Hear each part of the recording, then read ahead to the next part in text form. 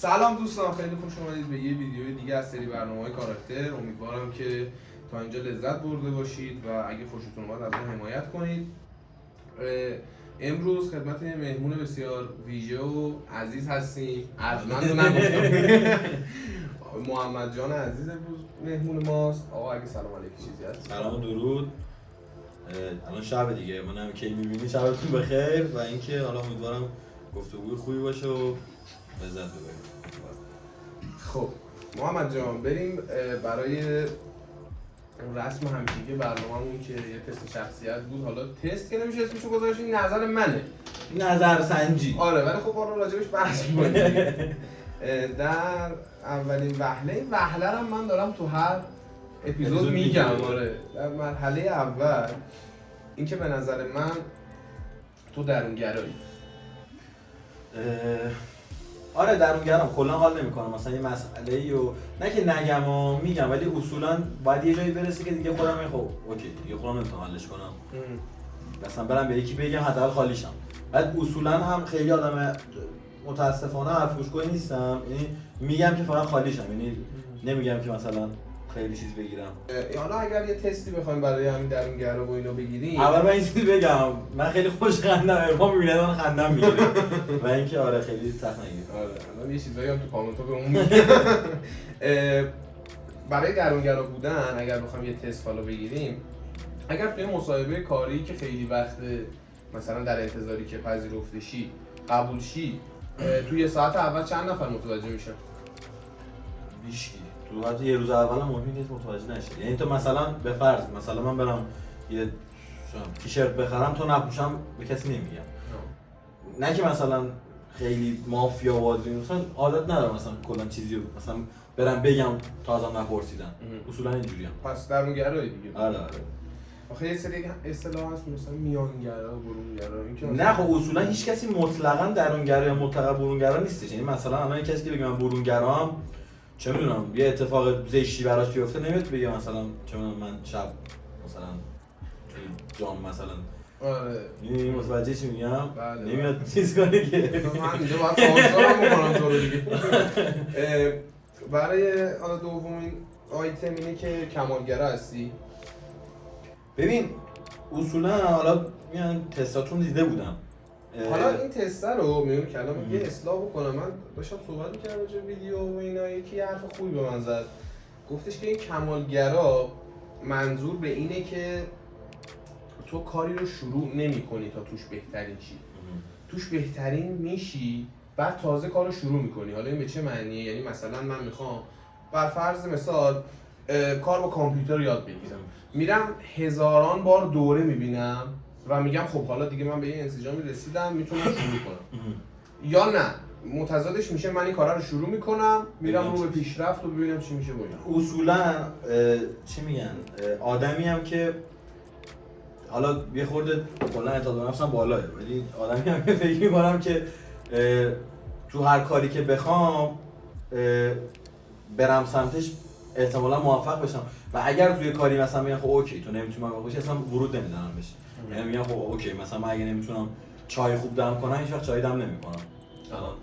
آره. یعنی حالا اگر طبق همون تستای قبلی بخوایم بریم جلو، اگر 10 تا ویژگی باشه که بخوای تو 3 تاش بهترین باشی یا تو 10 تاش متوسط، تو اون 3 تا بهترین. نه من میگم نه، اصولا میگم نه من تو 10 تاش میتونم. خب ولی خب به هر صورت الان خب منطقا من نمیتونم الان برم 2 میدانی مسابقه بدم که میگم نه، ولی کلا چون آدم رقابتی و کلا رقابت طلبم اصولا اینجوریم که خب اوکی مثلا به فرض خود شما مثلا میگی که من مثلا پلی استیشن خیلی خوب بازی میکنم، من مثلا دارو دستم نگرفتم، اگر بدونم که پیش خودم خب اوکی روزنه‌ای وجود داره که من بتونم توش موفق باشم، من میرم سمت اوکی ترم که با تو 10 تاش متوسط باشم. آره. و اینکه خب این جوابی این سوالا رو خودم جوابشو میدونم. آدم رفیق بازی هست. خیلی من خیلی رفیق دارم. ولی چیزه لزوما نه که مثلا همشون به درد بخور باشه، ولی اصولا دوست زیاد دارم. خیلی مثلا چیز میکنم میرم میام مثلا. حالا چطوره این رفیق بازی هست؟ ببین منطقا بخوام بگم شاید رفیق بازی من از سن مثلا 13 سالگی شروع شد تا 20 سالگی هم بود، هر روز هم بیشتر هم شد که 20 سالگی به اوج خودش رسیده بود دیگه. تقریبا تا 2 سال پیش دیگه خورده چیز کردم دیگه، خورده دایره رو محدودتر کردم به دلیل اینکه به هر صورت میدونی تو یه دست بکنی تو آجیل برداری بادوم هندی دوست داشته باشی 2 تا فندق هم وسطش میاد. یعنی میگم چی میگم خیلی عادیه. حالا یعنی همیشه آره دیگه میخواد آدمی که میخواد گیرت نمیافته. منطقا همین جوریه و چیز نداره. چی میگن شاید یه مدتی بهم حال میداد، میگفتن خب اوکی مثلا آقا من با عرفان رفیقم دوستیم دیگه، حالا هستیم یه جایی من بکارم میام جایی بکارم، ولی الان دیگه تو این فاز نیستم. الان میگم که خب اوکی اگر کسی اونجوری که باید با من نیست دیگه، حالا منم به کارش نمیام دیگه، اون به کار من. چه حسی دارید رخ تو رختون پشت صحنه نشستن؟ خیلی حس بدیه. برای آیتم بعدی این که به نظرم تو آدم اجتماعی نیستی. حالا اینو تعریف دارم واسش که میگم نیستی یا تعریف تو بگم. به نظرم اگر تو بری وارد یه جمعی بشی که 50 نفر غریبه اونجا نشستن، با هم میریم به این مهمونی که فقط من و تو هم دیگه رو میشناسیم، بعد من یه مثلا نیم ساعتی کار پیش میاد میرم بیرون، بله برگردم تو نشستی فقط، یعنی دیگه مثلا نمیبینم یه دایره‌ای که 4-5 نفر نشستن تو آره. ارتباط میگیری. اصولا شروع کننده خوبی نیستم خب، یعنی تمام کننده خوبی. این چون به کانتنت دادم آره. نه اصولا چی میگن آدمی خیلی سخت پیش میاد، مثلا شاید میدونی خیلی سخته که من بخوام برم بگم آقا مثلا میای با هم دوست. من همیشه میرفتم پارک بازی میکردم، همیشه تنها بودم تا یکی بیاد بگه آقا مثلا میای با هم دوست مثلا هم چیزی. و اینکه حالا چه تو ارتباط رفاقتی چه رابطه هر مدلی، چه جنس مخالف چه جنس آره اصولا خیلی سختمه که بخوام برم بگم که مثلا من اینجوری هم و اینا. پس درست گفتم. آره شاید تو مثلا روابط هم یه بار بوده، تو رفاقت هم شاید 2-3 بار که تو شروع کننده. آره ولی دیگه می‌خواستم مخالفت کنم. من خیلی به شدت تنبلم. یعنی من الان مثلا بعضی وقتا الان همینجا نشستیم دارم فکر می‌کنم که برم مثلا یاد بگیرم چجوری لیوانو اینجوری با ذهن بیارم بعضی دستام دارم بزنم. آره خودش. آره پس تنبلی و اینکه خیلی هم راضی هم از تنبل بودن. اولین آدمی هستی که احساس رضایت. من کاملا من اتفاقا همیشه میگم من هر کدوم از مثلا دور و بریام یه کار بیهوده انجام میده میگم خب اوکی لاغر بخواب. همینو میخوابید. من جدی میگم، مثلا من میگم اتفاقا به سامی میگفتم آقا تو سامی هنوز اپیزودش آپلود نشده. تو مثلا آقا میخوای بری فلان کارو بکنی که بیهوده است، نمیخواد اون کارو انجام بدی، برو بخواب. مثلا میدونی حداقل راحت تره که لاغر استراحت کردم. میگم من خیلی با این راحتی اوکی‌ام و حال میکنم. پس برای همین زیاد میخوابی چون نمیخوای سمت کار بیهوده بری. واقع‌گرا هستی؟ نه من مثلا دارم بهت میگم به نظر منم نیست. الان تو بیا بزنی مثلا تو گوش من 1000 تا دلیل میتونم برای خودم بیارم که حق با این بوده. حق با تو بوده. آره میدونی مثلا اصولا این اخلاقو دارم. یعنی الان مثلا مظلوم نیست. نه مظلوم اصلا نیستم، کلا آدم قانع. ببین من این چیز بگم حالا کانتنت رو بریم جلو بهت میگم اصلا دلیل انتخابم چی بوده. به خاطر اینکه من اصولا از آدم‌ها سخت دل میکنم. میدونی چی میگم؟ یعنی مثلا فرض کن من تو با هم قهر میکنیم به هر دلیلی اصلا اوکی نیستیم، من در طول روز دلم بر تو تنگ میشه، حتی اگه باهات قهر باشم و بدترین دعوا ما هم کرده باشیم و این داستانا. به همین دلیل اینجوریه دیگه. من اینجوری اسم میکنم. یعنی تا جایی که بشه سعی میکنی خودت قانع کنی که اون طرز تفکری که از طرف داشتی به هم نریزه، ولی دیگه از یه جایی به بعد میگید نه دیگه. آره دیگه اون اتفاق بیفته میگم باز هم من دلم تنگ میشه برای هر آدمی که مثلا دارم ببینم آقا من میگم با تو قهر کنم، اصلا تو در حق من ظلم هم بکنی، من بازم ممکنه به زبون نیارم، من دلم بر تو تنگ میشه. آدمی هم که احساساتم غلبه میکنه. نه رو تاثیر احساسی که نه احساسی تو خیلی میرسیم بهش. دقیقاً بعد واقع‌گرا احساسی که شما ننوشتی. احساسی هستی؟ احساسی که هستم قطعا. آره احساسی که هست، ولی خب باید ببینی کدومش غلبه میکنه تصویر تو شرایط عادی احساساتم غلبه میکنه، تو شرایط سخت یعنی تو شرایط یه مقدار بیشتر از عادی یعنی چی؟ یعنی مثلا دارم بهت میگم تو فرض کن یه آدم عزیز برام هست، مثلا ترقه گرفتی دسته، خب میگی پاتو میکوبی زمین گریه میکنی من دوست دارم ترقه رو تو دستم بتر کنم مثلا، خب من با دعوا میکنم، یعنی با بحث میکنم میگم نکن این کارو. حالا این مثال تو فرض کن بخوای یه کار اشتباهی انجام بدی، من ممکنه با احساساتم چیز کنم، اگر کار خیلی عادی باشه مثلا تو میگی من میخوام برم آقا مثلا چه میدونم معتاد شم، خب من جلو تو میگیرم، اما تو اگه بگی من میخوام آقا مثلا برم چه میدونم برم فست فود چرک بخورم، میگم حالا بخور یه شب دیگه. این در قبال آدم هست، در قبال خودت چی؟ در قول خودم نه، در قول خودم 100% منطقیه. من اصلا آدم تنبل نمیتونه احساسی بشه. آره دیگه چون اصلا به نظر من در تضاد تو آقا هرچی مثلا ببینم تو خیلی مثلا چه میدونم آدم احساساتی اما آدم اصلا بغل هم نمیخونه. به نظر من آدمای احساسی آدمای زرنگ‌تری ان، یعنی آدمایی که جالب بود تو دیسکریپشنت هم باید همین رو بذاری. احساسات با تنبل بودن در تضاد. این اولین بار بود میشنوم، ولی خب استدلال قابل پذیرش. صبور هستی؟ به نظر به نظرم صبور نیستی.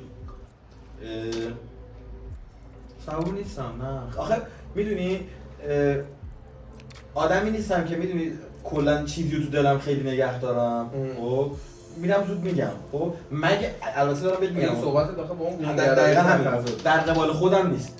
آها. خب یعنی به فرض دارم به تو میگم تو اگر به من بگی مثلا آقا حالم بده بیا دنبالم، من نمیتونم یه ربع صبر کنم بعد بیام. خب میگم در قبال خودم من اصلا فکر کنم بهت زنگ زدم بعد با یه صدای مثلا محبوب میگم من قد میشه.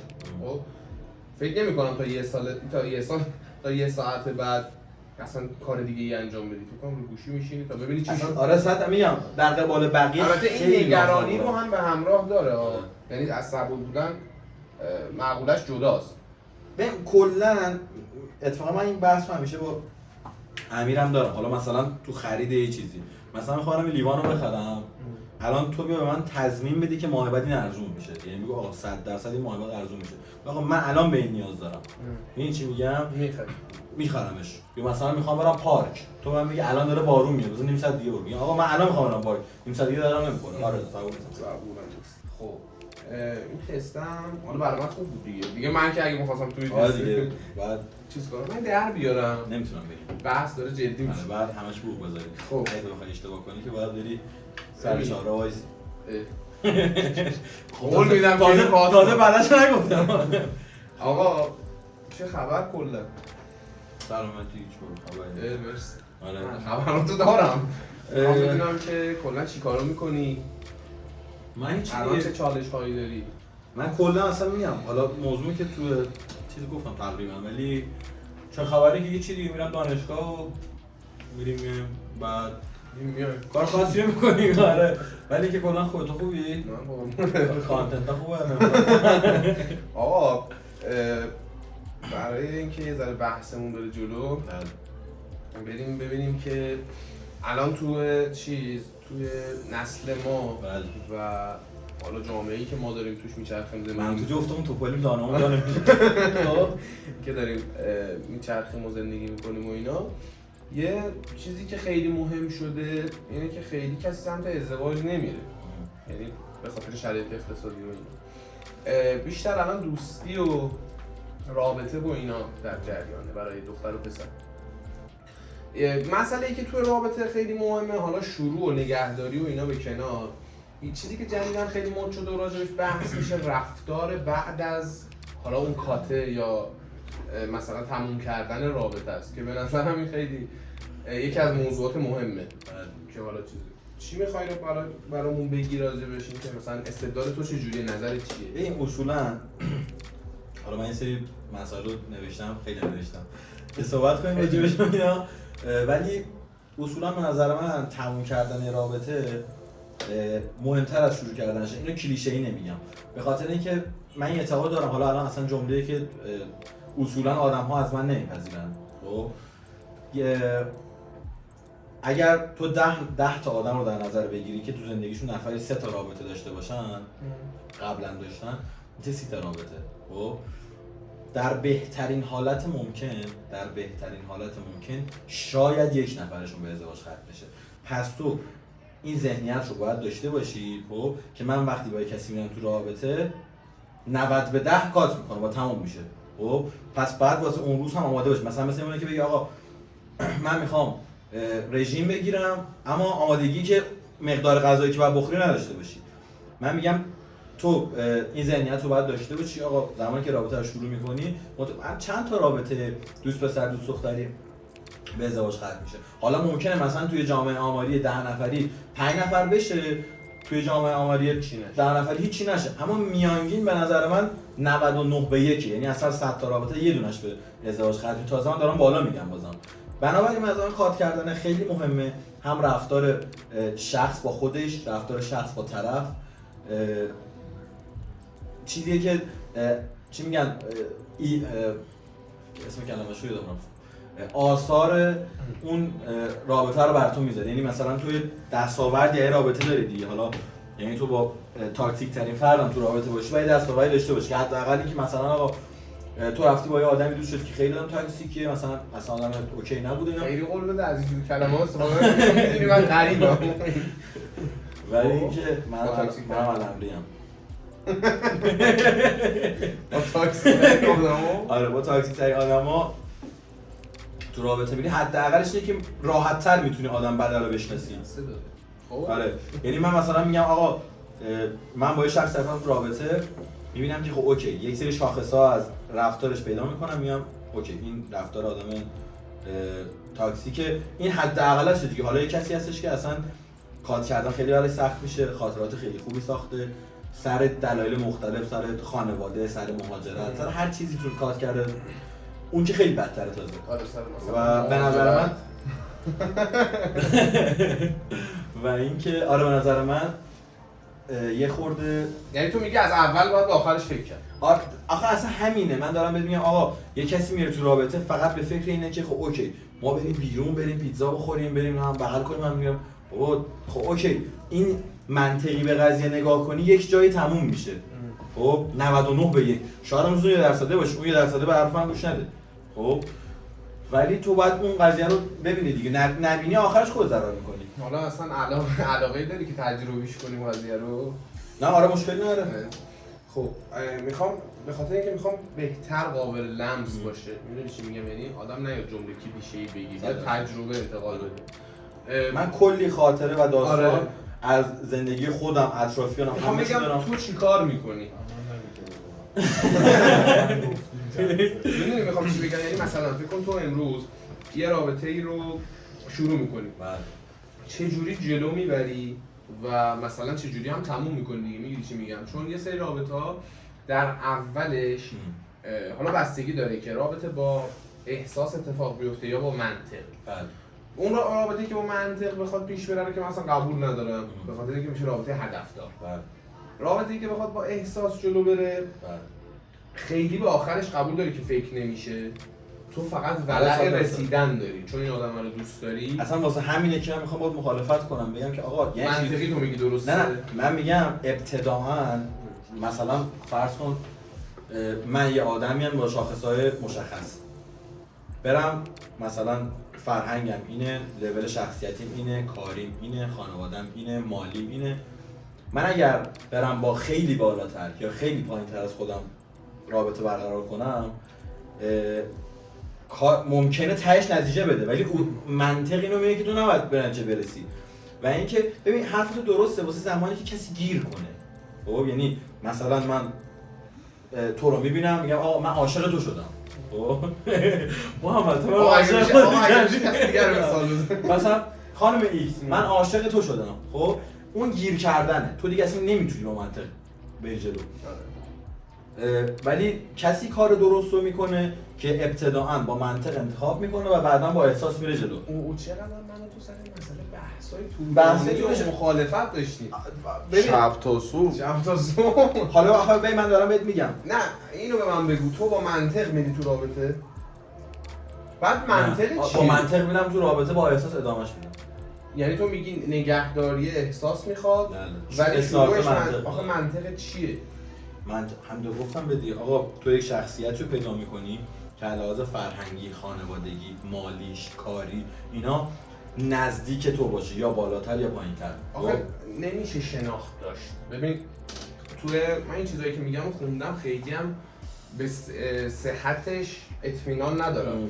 میگن 900 روز طول میکشه تا تو بتونی طرف رو کاملا بشناسی. 900 روز میشه حدوداً 3 سال. خب 3 سال یعنی با طرف باشی تازه بشناسی. آره دیگه. خب ولی برای شناخته. یعنی در روز اول نمیشه فهمید که آقا این چقدر به من خب آخه همین من یه یا به چیزی تو اصطلاح بگم چقدر تایپ منه. ازدواج با رابطه فرق داره. خب ببین اون شناختی که برای ازدواجه مثلا دارم بهت میگم تنبل بودن دوست دختر من شاید رو اعصاب من در رابطه نباشه. خب اما وقتی من ببینم مثلا همسر من 2 تا لیوان اینجاست خب ور نمیداره مثلا داره میره اونجا بشوره یا خود من آدم تنبل همسرم نمیگه آقا نمیبینه که من این کارو بکنم برم این ظرفا رو بشورم. اون یه چیزی که تو وقتی ازدواج میکنی نیاز به تفاهم بیشتری داری. رابطه لزوما اونقدر تفاهم نمیخواد. یعنی تو 90% مواقع تنهایی. آره و تو اصلا 1000 تا مثال میتونی تو فکر خودت بیاری، میتونم تو فکر خودم بیارم که اصلا اون 2 تا آدم شبیه هم نبودن. آره فقط با هم بودن. نه شبیه هم بودن به کنار.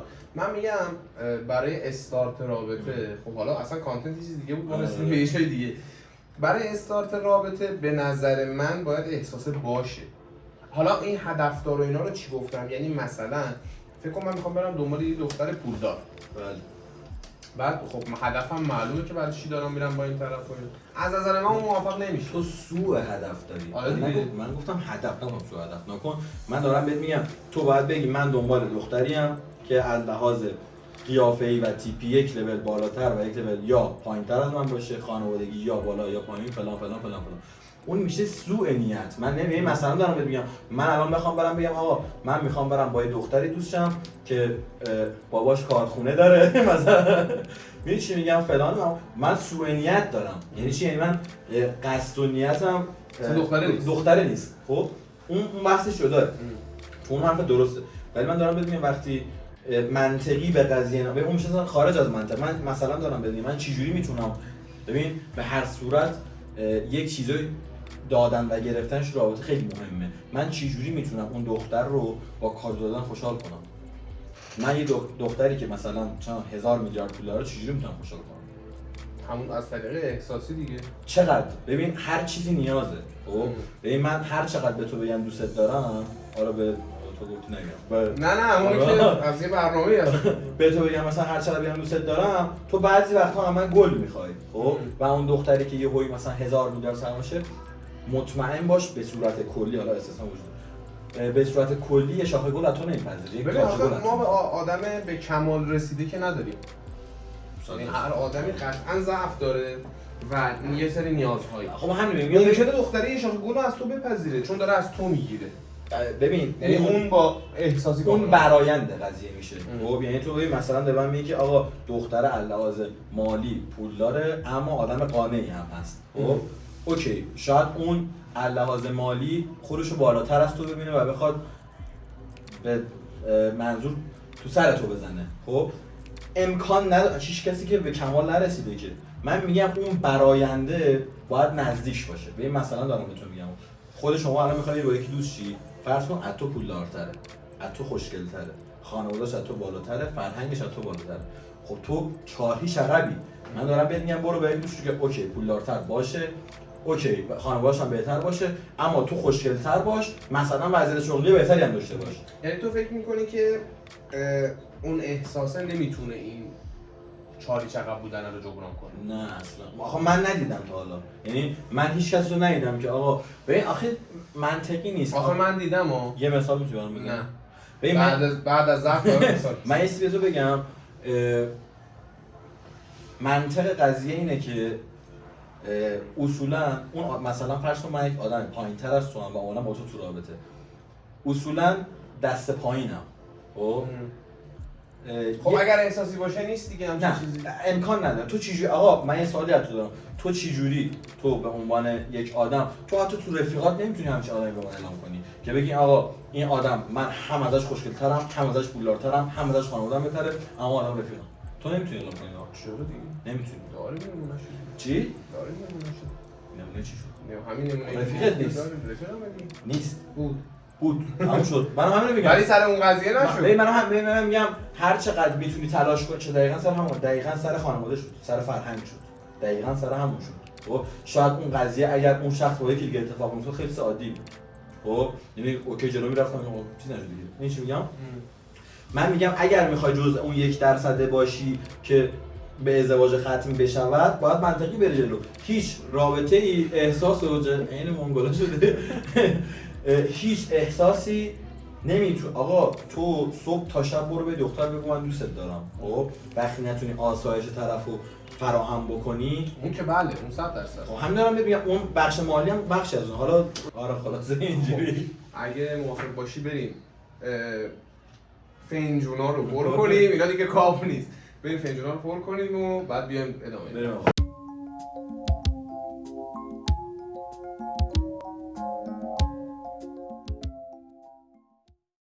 بریم اصلا تو بخش قبل نرسیدیم به کانتنت تو. آره اصلا بحث راجع به چیز دیگه پیش داشت. حالا بیا فرض بر این بگیریم که آخه میخوای راجع به تموم شدن رابطه هم صحبت کنیم، بالاخره هر رابطه‌ای یه سبک و سیاقی داره. به نظر من یه چیزی پیشنهادی بهتون بدم، برعکس پادکست های قبلی مثل من شروع کنم. آره خوبه؟ من جواب تفاوت رو با محمد احساس کنم.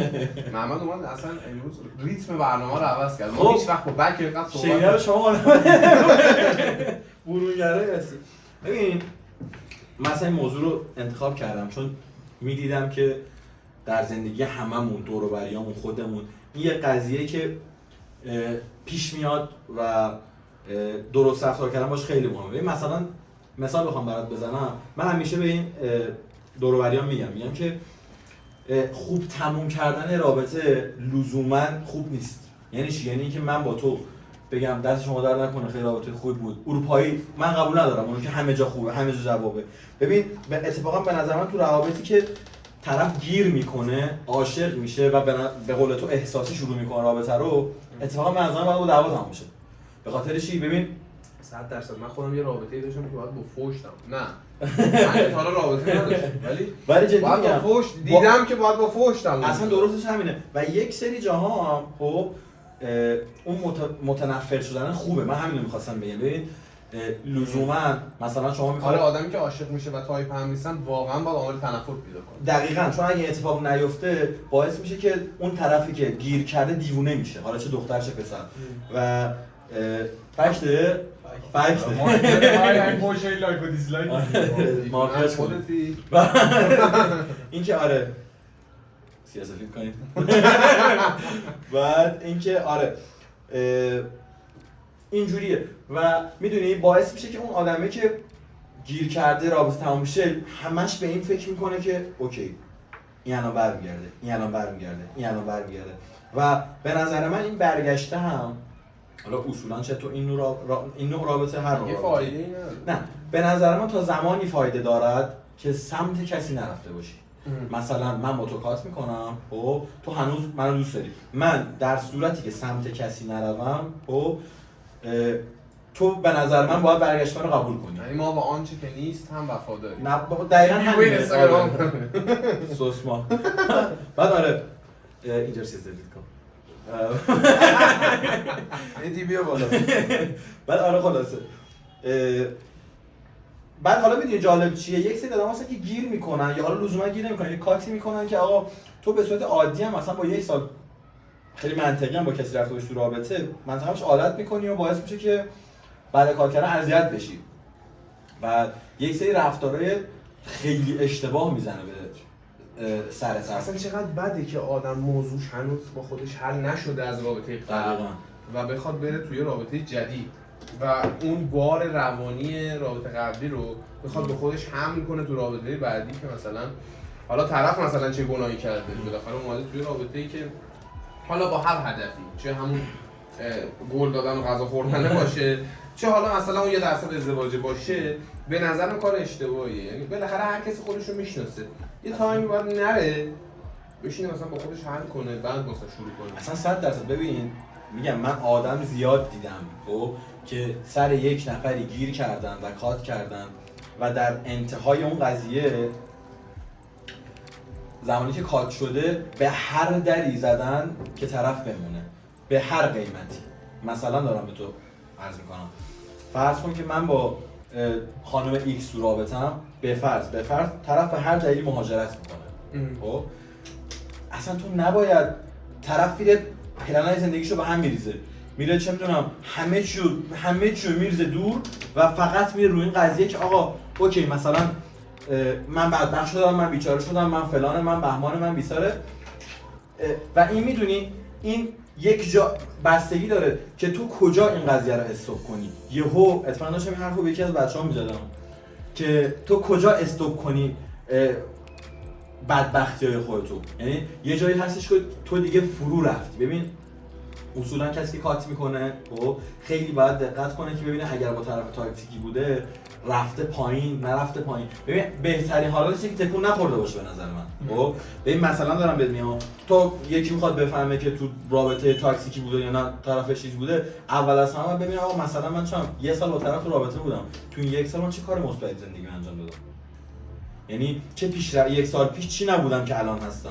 حالا رابطه‌ام تموم شد، تو این یک ساله این آقا این خانم چه کمکی به رابطه من کرد. من دیدم پسر مهاجرت کرده پاشده رفته دختر دیگه نتونست به زندگیش ادامه بده، دیدم به چشم. و میدونی و یه سری کارهای احمقانه میکنه. مثلا دارم بهت میگم ناراحته و ناراحتی بیش از حد نشون میده. این ناراحتی بیش از حد نشون دادن، من میگم حتی اگر من محمد احمقم و دارم به این فکر میکنم که طرفم باید برگرده با من، اگر ناراحتیمو بیش از حد تو سوشال مدیا یا هر جایی که اون طرف ببینه نشون بدم بر نمیگرده. و عکسش هم بگم چقدر بعدی که ما یعنی مثلا میگم طرف بخواد خوشحالی بیش از حدش هم تو سوشال مدیا مثلا آره تو شبکه‌های اجتماعی نشون بده. مثلا میگم مثلا من داری به هم می‌ریزی برنامه ما رو.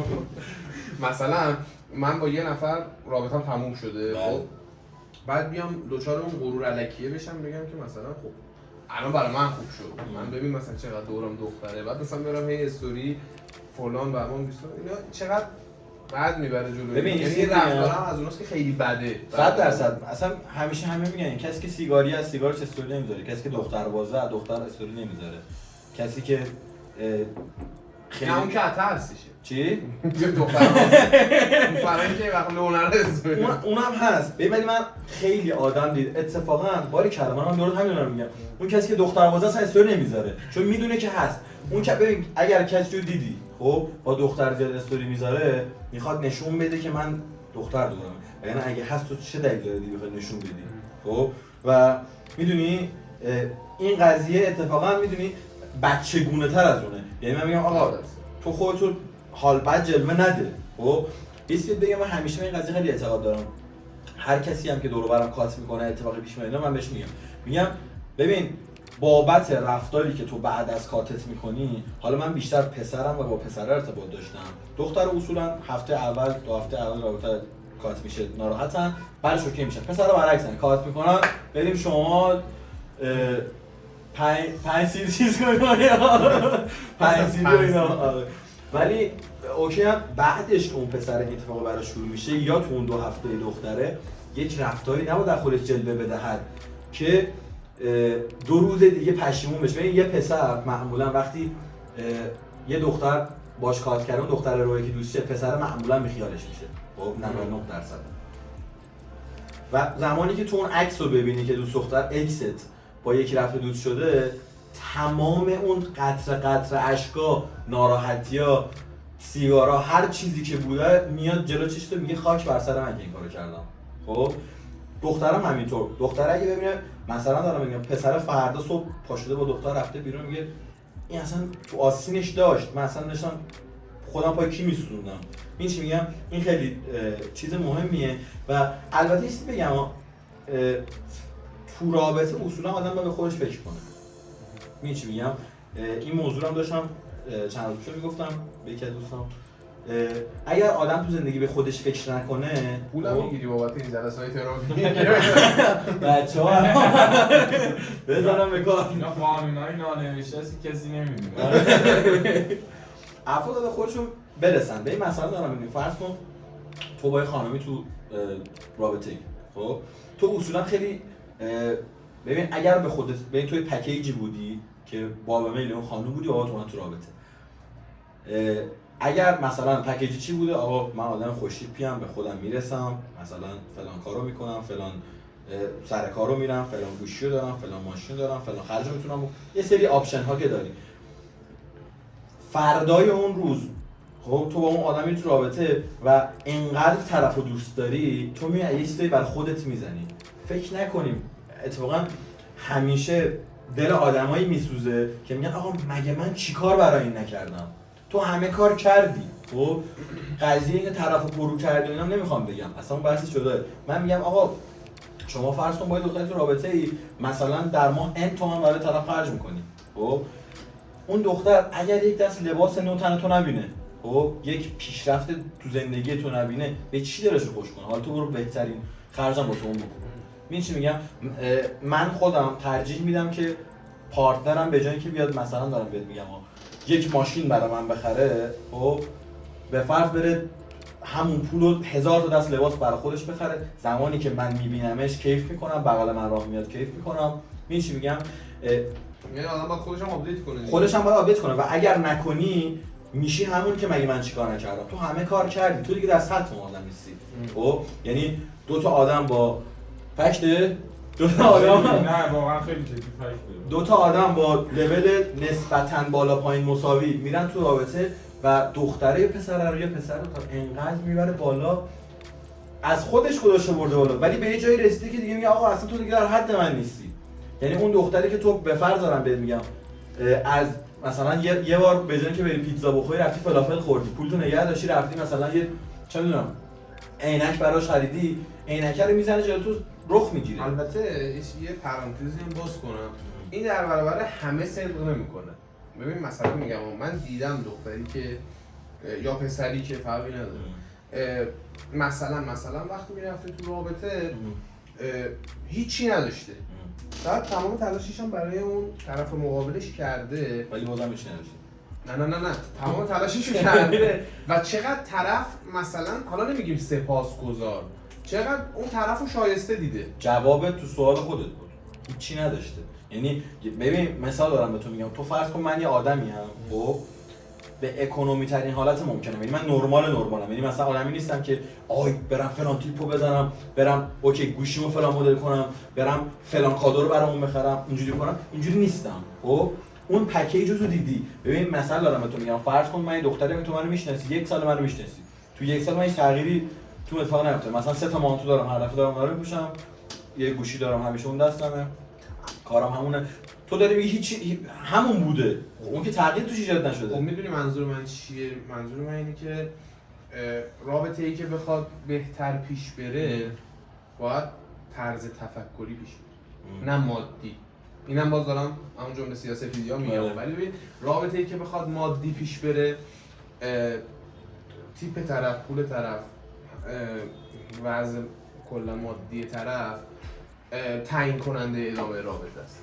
ولی چیزی که بخواد با طرز تفکر جلو بره، مثلا میگم من دیدگاه این آدم به زندگی رو چقدر دوست دارم، متوجه میشی چی میگم؟ مثلا من چقدر با این خلقیات طرف حال میکنم. من راجع به آدمی که مثلا دارم ببین حرفم متوجه نشد. نه میخوام بگم رابطه هایی که این الان تمام چیزایی که تو توضیح دادی، رابطه ای که بخواد یعنی مثلا میگم تو میخوای مخ طرفو بزنی، خب میری بهترین لباستو میپوشی، مثلا میگم با گوشی خوب میگیری دستت، فلان کارو میکنی، با یه ماشین خوب میری، بعد خب تو با این چیزا چه طرفو پر کردی؟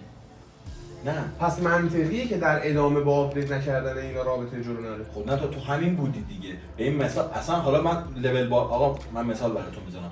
فرض کن من یک گوشی نوکیا دکمه‌ای دارم، یک لباس خیلی معمولی، یک ماشین خیلی معمولی، میرم با یه دختری اوکی میشم. خب اینا اگر آقا دختره نبینه که من اون نوکیامو یک سال بعد نکردم، سامسونگ نکردم، اپل نکردم، شیائومی هر چی نکردم، خب چه انگیزه‌ای تو طرف میگه آقا این اصلا به فکر ببین اگر مثلا دارم بهت میگم مثلا انگیزه میتونه این باشه که حالا این چیزی که تو توصیف کردی مثلا میگم اون طرف چشش کسی دیگه رو نمیبینه. خب نه چرا؟ من دارم بهت میگم آقا ببین اولا که به نظر من خب اون عشقی که مد نظر همه است خیلی وجود نداره. آره خب؟ درسته. ببین این نوکیاشو نتونسته بکنه سامسونگ. خب تو زندگی ببین تو لحاظ مثلا دارم بهت میگم خودشو نتونسته آپدیت کنه. خب آدم مثلا خیلی اوکی هم نیست. مثلا چه نه دیگه خب آدم خیلی اوکی هم نیست. نه مثلا میگم اون شرایطی که تو میگی برای آپدیت کردن خودش اونو پیش نیاورده. خب ولی یه سری چیزای ثابت داره که اینا تغییر نمیکنه. مثلا خیلی باحاله. من دارم به تو میگم نه بس دیگه داره چه جوری شکل بگیره. نه من دارم به تو میگم آقا برادر من، خواهر من، از خودت نزن بده به طرف هواورش میداره. طبیعی هم هست یک دختری بیاد با من دوست شه، مثلا دارم بهش میگم مثلا یه گوشی 5 میلیونی دستش باشه، یه گوشی 50 میلیونی برای من بخره، 2 ماه بعد 2 ماه که از اون دست درد نکنه بگذره منو هواور میداره. میگم من گوشیم 50 میلیونه، تو گوشی 5 میلیونه. اونم به نظر من باز بسته به شخصیت آدم. اجازه بده نپذیریم. بپذیر. خب یه دونه مثال هست برام میگم بسته به شخصیت آدم داره. نه ببین یه چیز بذار بگم. این مثال رو برات زدم همون اولش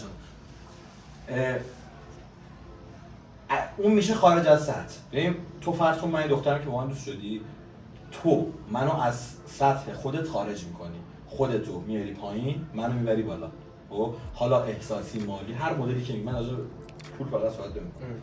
خب من چرا دیگه با تو بمونم؟ من بهترین آدم دنیا. خب ببین من اولی که راجع به کلیت ممکنه تو 10,000 نفر یه نفر استثنا باشه، من راجع به کلیت دارم حرف میزنم. خب اصولا اینجوریه که ببین چرا باید بمونی؟ چون تمام چیزایی که دریافت کردی رو از من دریافت کردی. خب حالا الان دریافت کردم.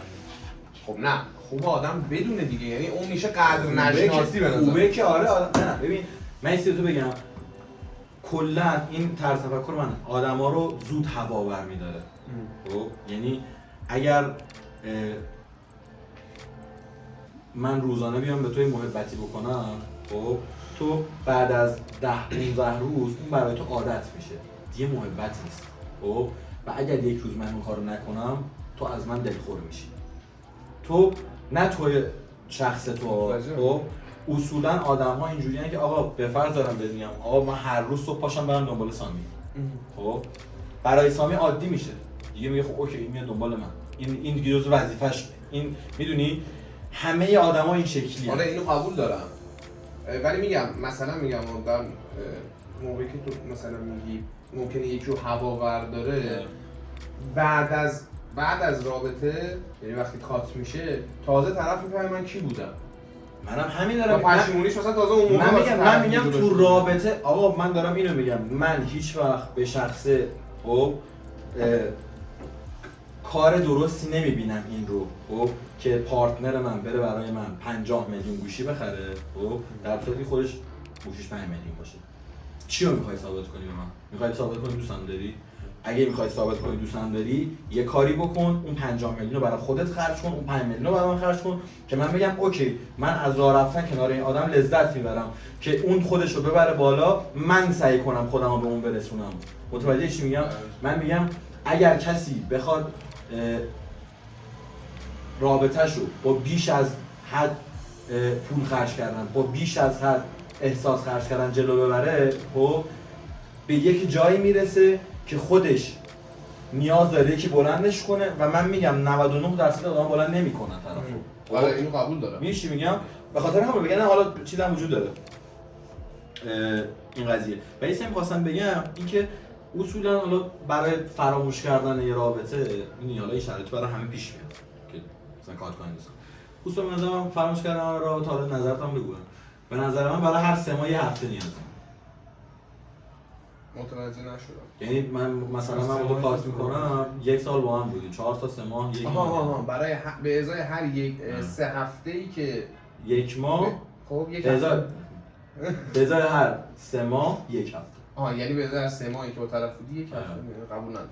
بیشتره؟ یکم داره راجع خودم نظر بدم یا کلی بخوام؟ من فقط میتونم راجع خودم نظر بدم. نه کلی. به نظر من آخه بستگی داره چه جور رابطه‌ای بوده باشه. ببین من اصلا اصولا اون گیر کردنه رو آره دیگه میذارم 1 به 90 ها. یا راجع به اون صحبت می‌کنی. الان تو با ما صحبت کن. خب تو از 100 تا رابطه که دورت می‌بینی چند نفرشون گیر کردن؟ چند نفرشون رفتن جلو؟ همینجوری. من فکر می‌کنم شاید همه یه بار رو گیر کردن. چی؟ همه یه بار رو گیر کردن. خب اوکی باریکلا. یه کسی که 5 تا رابطه داشته یه بارش گیر خب اون که هیچ وقت فراموش نمیشه. اوکی من دارم به تو میگم ببین اصولا اصل قضیه اون بقیه هست. بقیه ممکنه مثلا یه ما بعدش طرف بخنده بگه ای بابا من یه مدت با اینم دوست بودم. آره در مورد گیر کردن نه اون که هیچ وقت فراموش نمیشه. ولی در مورد رابطه مخالفی؟ آره من میگم که نمیخوای که نه تو اون کسی که اینجوریه نمیخواد که یادش بره. دوست نداره یادش بره. سوال مهران مدیری ازت بپرسم. عاشق شدی؟ ببین میگم اون عاشقی که مد نظر همه هست که آی فلان و این داستانا شاید تو زندگی هیچکی به نظر من شاید کلا تو کل دنیا 10 نفر پیش اومده باشه. من نمیتونم راجع اون قضیه با تو صحبت کنم. ولی میدونی گیرم کردی یعنی؟ گیر کردم آره. یعنی اصلا آدمی نیست که من گیر نکردم. میگم خودم گفت عددی که همه یه بار گیر کردم. ولی قضیه اینه که میدونی من میگم کسی رو وقتی الان میگی گیر کردم یعنی فراموش نکردی دیگه. یعنی چی؟ الان میدونی کیو داری میگی؟ من میدونم کیو دارم میگم. حالا میدونی خوشبختانه متاسفانه نیاز به فراموش کردن فعلا نیست. خب من قضیه‌ای که دارم اینه که میگم آقا کم آدم دیدی که با پدر مادر خودشون قهر کردن باشن رفتن؟ نه. کم ندیدیم هست خیلی. من احساس میکنم که زمانی که یک کسی بتونه از پدر مادرش بگذره از هر گونه عشقی میتونه بگذره. 100%. تمام شد. پس تو دلت تو انوی دلت نمیخواد. آخه اونی هم که میگی درصدش کمتره. چی؟ نه میگم قابل پیش یعنی یه چیزی نیست. آره 100%. یعنی تو دلت نمیخواد که فراموش کنی. تو دلت آره میخواد بعد یه اهرامی هست که نمیذاره. ببین باریکلا مثلا فرض کن به فرض مثال تو آدم سینگل هستی تو رابطه نیستی یه نفرم دوست داری تو ذهنت. خب تو دوست داری بعضی وقتا بشینی بهش فکر کنی. آره. خب یعنی حال میکنی با این قضیه. پس کاری که حال میکنی تعریف آره دیگه. نمی‌کنی. تو اگر حالا فرض کن تو اون طرفی که داری خب حالا نه تو در اون جامعه بره با 5 تا پسر عکس بذاره. خب تو اونقدر دوستش نداری. نه تو این عموم جامعه. خب اونقدر نمیتونی دوستش داشته باشی. هی کم میشه. من دارم بهت میگم تا میدونی به نظر من اتفاقا این قضیه گیر کردن یه جاهای خودخواهی میشه. خب یعنی تو میگی من به خاطر حاله که حال خودم میخوام گیر کنم. من عشق میکنم این حال. فلان دختر و فلان دختر و فلان دختر من حال نمیده. من دوست دارم بشینم به یادم فکر کنم. می‌دونی چی میگم؟ ولی اون برای فراموشیه که واقعا وقت لازمه. یعنی همون افتریه است که میگیم آقا نباید کسی بره تو رابطه دیگه. اون افتریه اصلا زمانی استارت میخوره که تو بخوای. تو بخوای افتریه استارت. حالا من میخوام یه طرف فراموش کنم، حالا این دو سه میخوام که فراموش کنم. یه سری هستن میگن آقا من میخوام فراموش کنم فقط به زبون میگم. تو میشینی بهش فکر میکنی، تو از اینکه بهش فکر میکنی حال میکنی. تو حال میکنی بشینی گریه کنی سیگار بکشی. به طرف فکر کنی. خب تو چجوری میخوای فراموش کنی؟ آره دیگه. بعد از موقعی که طرف میخواد یه تایم میتونی. من صحبتم تموم شد. اسمم خواستم ببندم دیگه. یه رسمی داریم انتهای هر برنامه که یه جمله چیزی در حد یه صحبت کوتاهی، یه پاراگرافی، حالا برای تو که فکر کنم کوتاهه، ولی در حد یه جمله، یه پاراگراف اگر میتونی یه کمکی در حد یه مثلا جمله‌ای که تو گوشه یه نفر بمونه، اگر میخوای که میتونی بگی، یعنی باید بگی. یه خورده کلیشه‌ایه، ولی اینکه اصولا همه آدما تو زندگیشون یه آدمی دارن، حالا اون میتونه مادر باشه، میتونه پدر باشه، خواهر، برادر، رفیق، هر کسی. یه آدمی داری که اونقدر براتون اهمیت قائله و اونقدر دوستتون داره که شما اصلا نباید به خاطر یه پسر یا دختر دیگه خودتون رو برنجونین که اون آدمی که دوستتون داره شب با گریه بخواد به خاطر شما. مادراتون شما رو 9 ماه به شکم کشیدن، حالا میخوایم برید سر پسر دختر سر یکی بکنید که بیارزه. خیلی کلیشه‌ای شد. خیلی ممنون که من خواستم کل مصاحبه خواستم اینجوری باشه. خیلی ممنون که اومدید تو برنامه ما و خیلی خوشحال شدم از اینکه با هم صحبت کردیم. ما میریم پشت صحنه هم دیگه رو میزنیم از بعد اینکه ضبط تموم شد و خیلی ممنون که شما تا اینجا همراه ما بودید. اگر نظری، پیشنهادی، انتقادی، فوشی، چیزی مد نظرتونه تو کامنت ها برامون بذارید و کارهای بعدی ما رو هم دنبال کنید. خیلی ممنون که همراهمون بودید. اگه خداحافظی چیزی هست بگو که خداحافظ. سلامت. کلیشی